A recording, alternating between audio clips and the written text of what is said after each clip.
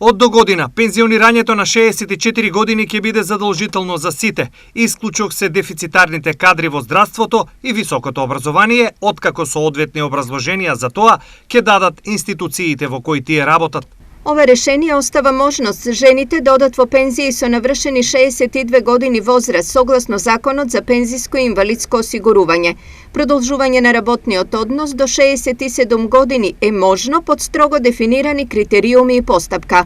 Образложи министерката за труд и социјална политика Јагода Шахпаска. Минималниот стаж за добивање пензија останува 15 години, со тоа што во меѓувреме се отворија можности за докуп за да се оформи правото на пензија. Новиот закон пратениците го изгласува синоќа и тој стави крај на досегашните лични желби за заминување во пензија, но и крај на една веројатно голема социјална неправда.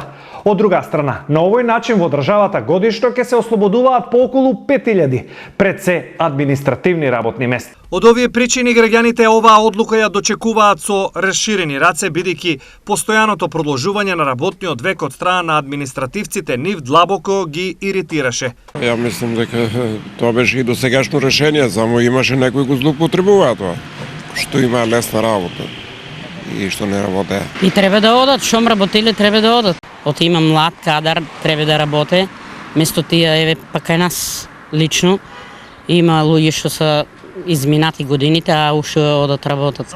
Задржуваат го местото, тоа се повеќе луѓе и така. Не е добро тоа. Мислам дека е повеќе рамноправно. Само тие што морат треба да останат.